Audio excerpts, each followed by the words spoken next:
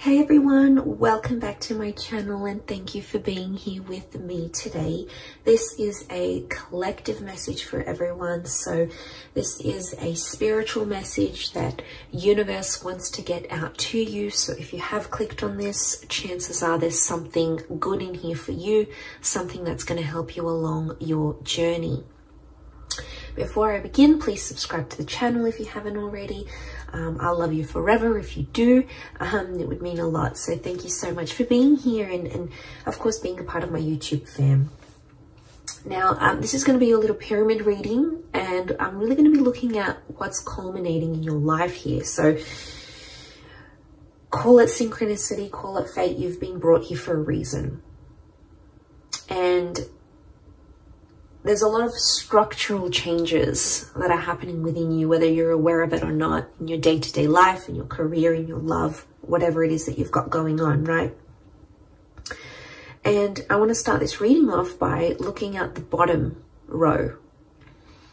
And what we have here is there's a lot of stresses that have been coming into your life. And you can see that I'm really drawn to that Queen of Swords straight to the Hangman. And there is some sort of words that you've been waiting for.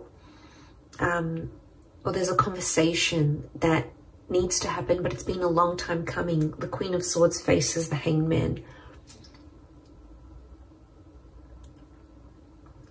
Or it's a conversation some other person or some other energy might not be ready for at this very time. So I'm getting some of you are caught in a bit of a limbo phase, and I'm getting it's a stressor. It's agitating you. But I feel like this Hangman, it's just sort of left you in a state where you're like, what's going on? You might have been ghosted. You might have not heard back from a certain person or a certain party. And this is something you keep thinking about. But it's almost like Spirit wants to tell you the more you keep thinking about it, the more you keep putting pressure on it and you're trying to make it happen faster than it needs to.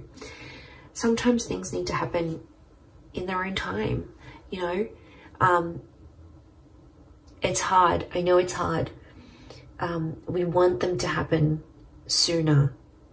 And, you know, just being in that kind of energy, it really sucks, but sometimes it's a blessing in disguise. Like if there's, you know, there's always two sides of the coin. You can pick the negative side or you can pick the positive side. The negative side is going to make you feel all sorts of things that aren't very nice.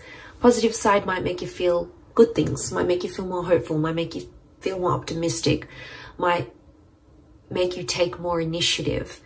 So I want to say that there's that situation here, and you really have to trust the timing of the universe, and you have to trust yourself with this.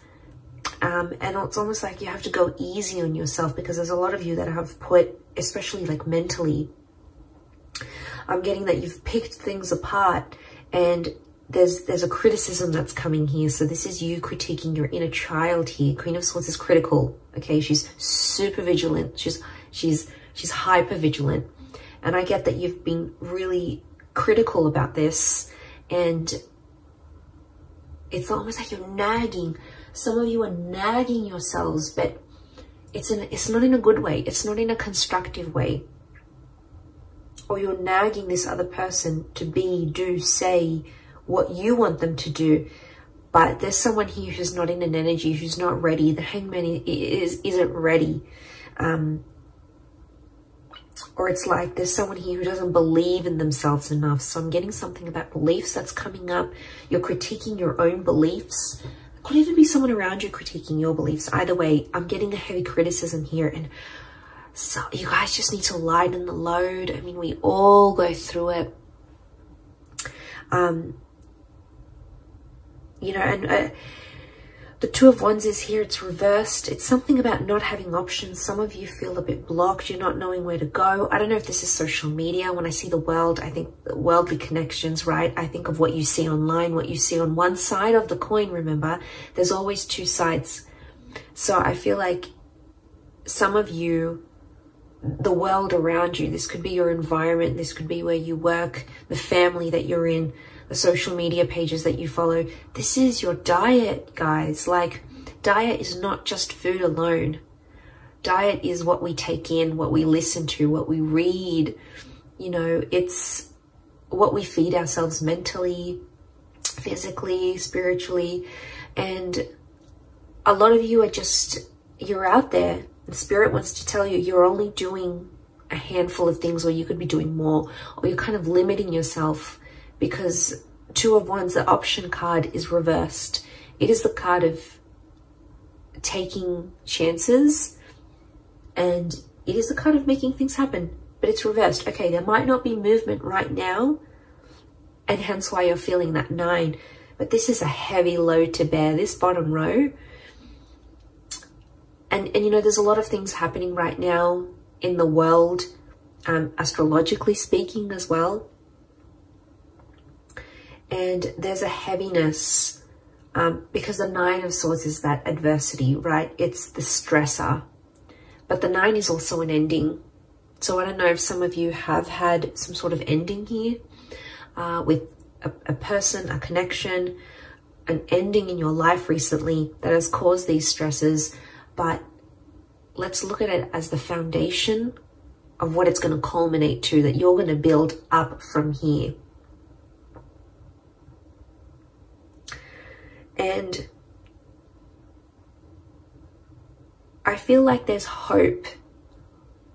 I feel like I'm getting a little bit emotional as I say this, but there's some of you out there and you feel like there's no way you can turn, or that you feel like there's no option, but there is. A 9 is always transformational. A 9 is always powerful, okay? It's the next phase. And even as I say this, I feel like I'm getting like this is bubbling up inside of me. I don't know if some of you are relating to this in a sense where you feel like things are just bubbling up, or you're bottling things up. But I feel like the 9 of Swords is telling you to let go of some things. I don't know if it's this heavy criticism. I don't know if you need to let go of what this world is, or some worlds that you might be part of that might not be healthy for you. Or, you know, letting go of trying to critique yourself into being someone you just know yourself not to be. You know, this is about the truth at heart, right? Yeah, I feel like it's a really spiritual message. I do. But I feel like the 9 of Swords, there's a darkness that some of you are going through. And I feel that darkness is showing up. You can see horizontally in the placement, in the horizon placement. You've got the 7 of Cups. So this is that uncertainty that you're living with. And I think a lot of you, if you're seeing this, your horizon, your future, what you're looking for ahead, you feel uncertain about it. 7 of Cups is, it's uncertainty, it's emotional upheaval. One day you're feeling this way, next way you're feeling that way. It could also be around a water sign, or it's an emotionally charged energy. But the dark silhouette is like the shadow. So something about shadowing. Okay, some of you are shadowing someone else.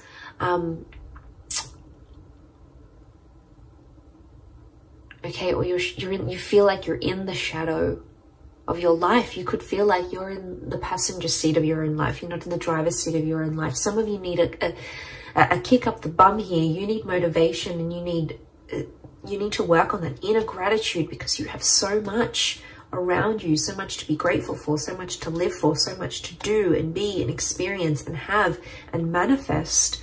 But I feel like on the horizon, this 7 of Cups energy, I think it's about organizing yourself, your thoughts, organizing your emotions.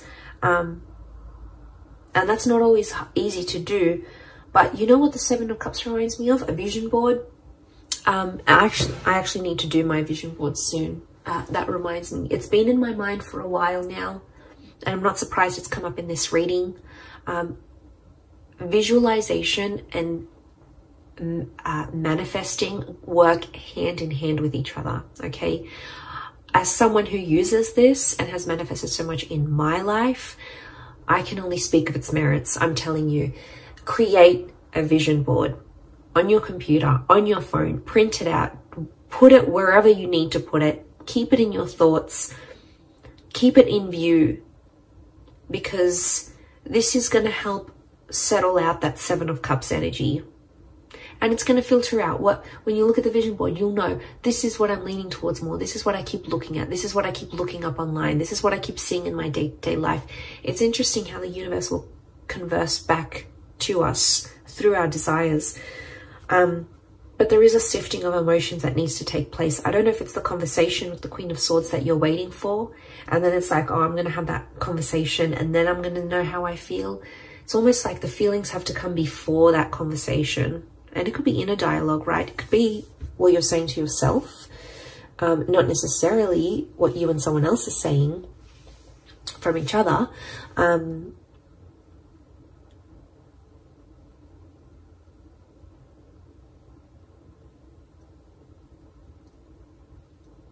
But if that's what's, you know, and if that's at the very center of the Seven of Cups is at the very center of this whole situation in this pyramid, I'm seeing that if that's at the very center, this is at the very core of everything that you're building up in your life right now. And your emotions, this Seven of Cups energy is at the very core of that. So there's some work, there's some sifting. There's some sifting and sorting and organizing and decluttering and compartmentalizing that needs to happen here. And we all have different things that work for us. But I'm passing on the message. I'm letting you know that there's something you need to work on here. You know, we all do. We're all a work in progress. Okay, we're all Michelangelos. We all need to carve the best version of ourselves here. So just think about that. I think Spirit is drawing me towards that for a reason. I think for a lot of you, the Four of Cups in a past placement on the left is telling me there's an epiphany or a realization from your past that's going to help you. And it's a surprise. It's a blessing in disguise. It's something that could come unexpectedly, an unexpected turn of events. It is from the hand of God, so the universe, Spirit, your guardian angels, your protectors. There is a benevolent energy, but it could come from your past somehow. It might be a past life connection.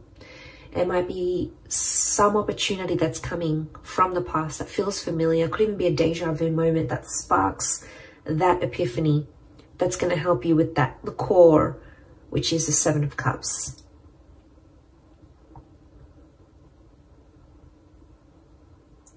So I wouldn't be surprised if the past comes back, but it's going to be more helpful than it has ever been for you. And then you're able to move forward. Queen of Pentacles is in a very supportive place. It could be an Earth Queen. So we've got a Taurus, Capricorn, or Virgo here. You've got an air and the Earth Queen. So it could be an air and an earth figure in your life who's going to help you. I'm getting support. When I look at the Queen of Pentacles here, I feel like she's in a supportive role or a supporting role. You've got a bit of luck next to this person, or they're going to bring you a little bit of luck that's going to change things here for you.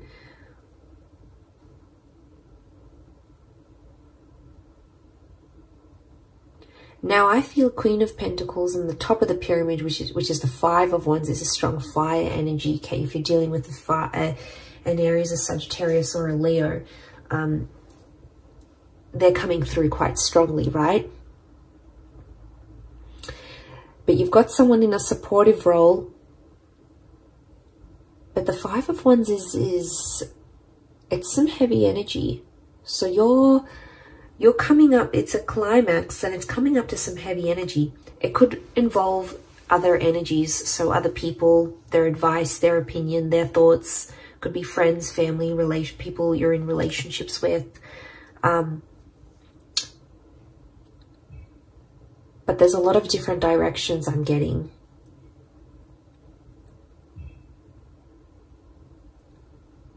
So I'm getting there's something here that you know truly resonates within your heart, and it's a direction you know you want to go at. But I'm getting the universe is sort of testing you here through these people, because there's people here who won't agree with you, or won't believe in you, or won't say things that will uplift you, because they're in a different place. They're in a different direction. You're zigging, they're zagging. So there's a mismatch of frequencies happening here. And it's going to bring a lot to light. It doesn't have to be a negative experience. I just think the Five of Wands it is an argumentative energy, but look, all their wands are so different and they're pointing at different directions, and it's not a cohesive energy. So what that's telling me is that there's only so much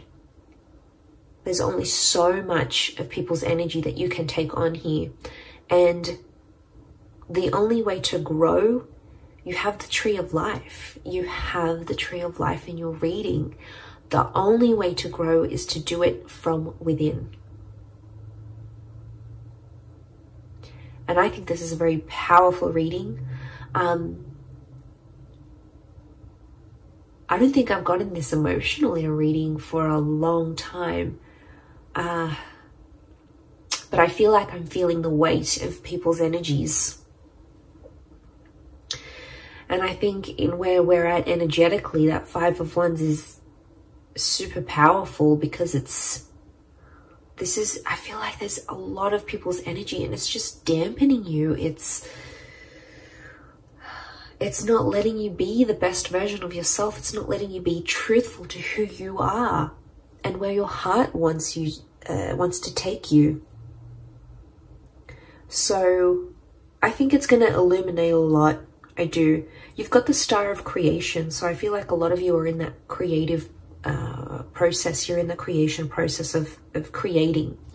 And I feel like there's other energies around you that the universe is trying to show you just how much things are changing, and just how much people no longer maybe align with what you're wanting, with where you're at, with your energy, your frequency, your vibration. And that's okay. It's not a bad thing, because to get to the Nine of Cups, which is the wish card, okay, which is having everything your heart's wishes, dreams, spirit desires, you have to go from the 7, you need to go to the 8, and you got to go to the 9. And what is 8? 8 is the soul-searching card. So consider this reading a big sign for you to go out there, go forth and do that soul-searching for you. And it doesn't matter what people say or think they know or know what they think. All that matters is that you're doing with what's in alignment with you, what's truthful to you. And you know, that's big. I really feel like that's a big, big sign for you. And I feel there's something within you here that's going to spark a change. And I hope this reading is it. I hope it needed to reach you. It's a spiritual message more than anything, for sure. But, you know, if you've clicked on it, there might have been something here for you. And I'm glad I got to put this message out, because I think a lot of us needed to hear it. I needed to hear it myself.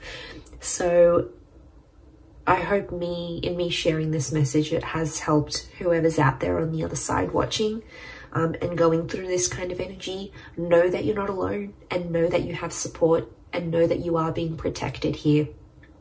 You've got the hand of God here, so you've got divine intervention.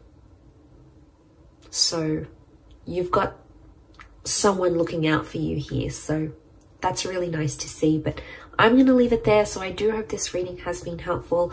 Much love to everyone out there. Don't forget to subscribe, hit the like button as well. Thank you everyone, and until next time, bye for now.